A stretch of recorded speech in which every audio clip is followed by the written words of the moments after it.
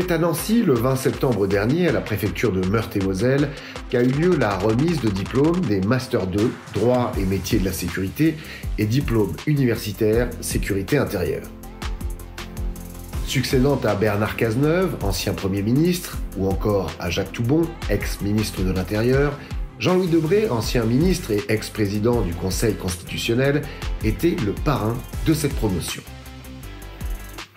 Après un discours enflammé sur la nécessité de la loi, mais aussi sur le trop-plein et la complexité des textes réglementaires, Jean-Louis Debré a tenu à saluer l'engagement de ses diplômés, mais aussi leur rappeler à leurs nouveaux devoirs. C'est très important que des jeunes gens et des jeunes filles se préoccupent des problèmes de sécurité, soient des bons professionnels. Et donc j'ai trouvé qu'il était nécessaire de venir leur dire toute mon admiration, toute ma sympathie et les encourager. Je vais leur dire que la cohésion nationale, le sentiment d'appartenir à la même communauté, elle suppose qu'il y ait dans notre pays plus de sécurité, que chacun se sente à la fois libre, mais aussi ait conscience que sa liberté a une limite, c'est celle où commence la liberté des autres. Et donc ils sont les hommes et les femmes qui sont les propagandistes de l'état de droit et de l'état de sécurité. Parce que le fondement de la sécurité dans nos pays, dans nos démocraties, c'est la loi. Et il faut qu'il n'y ait pas d'instabilité juridique. Il ne faut pas changer de loi sans arrêt. Il faut appliquer moins de lois, de meilleures lois, des lois écrites, et qu'ils soient les fantassins de l'application de ces lois.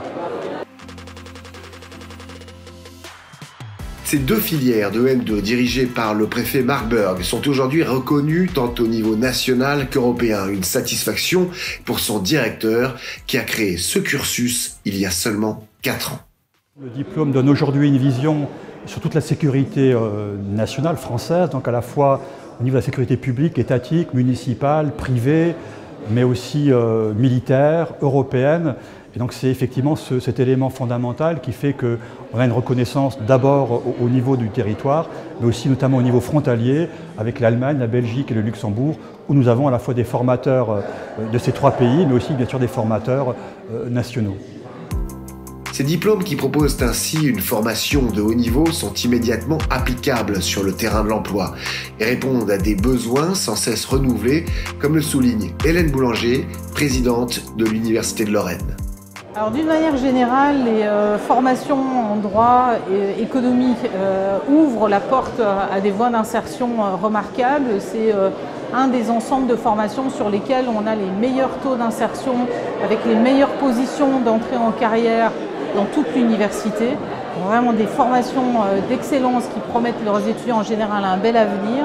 Et pour cette formation dédiée aux questions de sécurité intérieure, le devenir des étudiants s'oriente davantage sur les services publics qui travaillent sur des aspects sécurité intérieure et défense d'une manière générale. Et donc ce sont tous les métiers de service public qui vont permettre de venir en aide à tous les citoyens français dans un avenir proche, dès qu'ils vont prendre leurs fonctions. Donc c'est une magnifique vocation. Une vocation et un engagement que soutient l'Agora des directeurs de la sécurité, partenaire de la faculté de Nancy pour cette formation, est représenté par Philippe Chaise, président de l'Agora des directeurs de la sécurité Grand Est.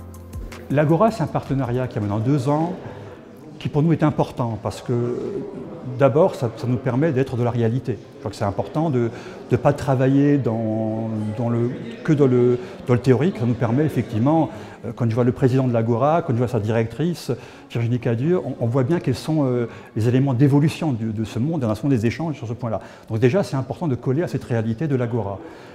Le deuxième élément important, c'est aussi de pouvoir proposer éventuellement à nos étudiants des stages, notamment à nos étudiants qui ont fait un stage au Conseil de l'Europe, à la sécurité, avec Philippe Chaise, qui est responsable du Grand Est de l'Agora.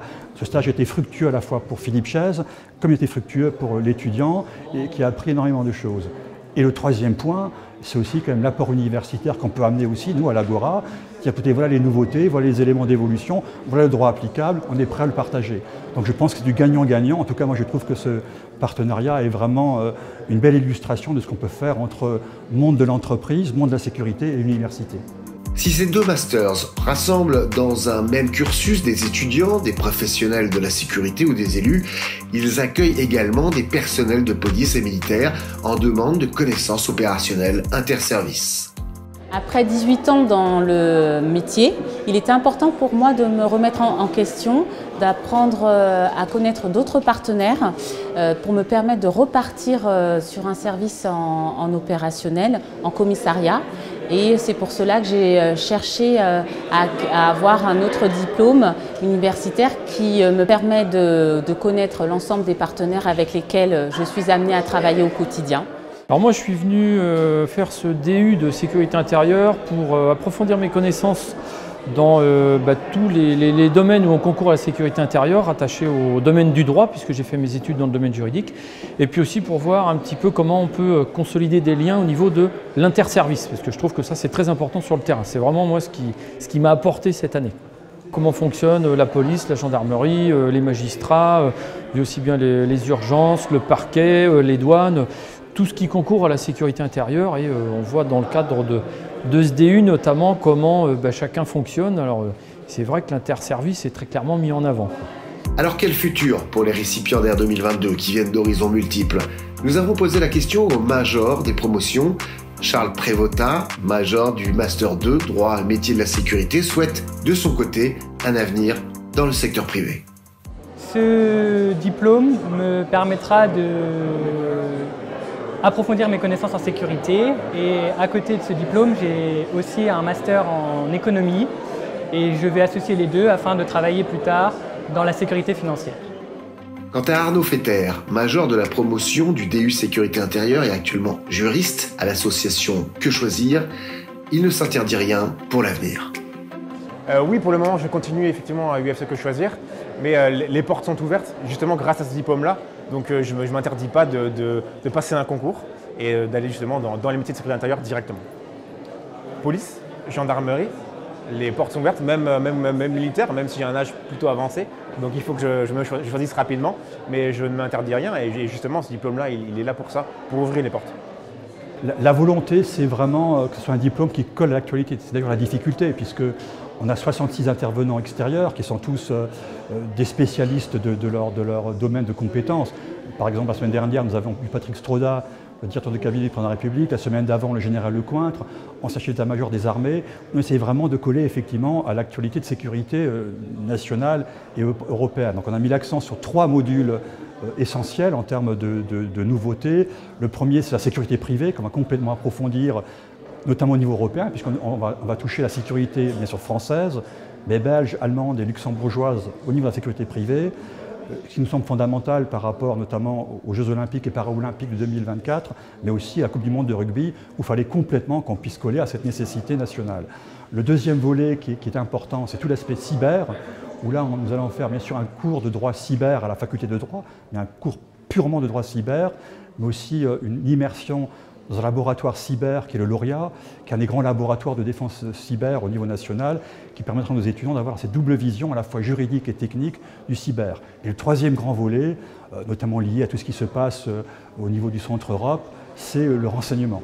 Donc avec cette fois-ci un parrainage de cette année de l'Académie du renseignement, une conférence qui avait été faite par Laurent Nunez, qui était le coordonnateur national du renseignement. On verra si on peut faire venir son successeur, mais surtout tous les renseignements avec leurs chefs de service qui interviennent, le renseignement pénitentiaire, le renseignement militaire, le renseignement judiciaire et aussi le renseignement douanier. Donc la volonté, c'est effectivement d'ouvrir complètement cette formation au renseignement, puisque c'est indispensable aujourd'hui de maîtriser donc, ces 3 éléments que sont le cyber, le privé et bien sûr le renseignement.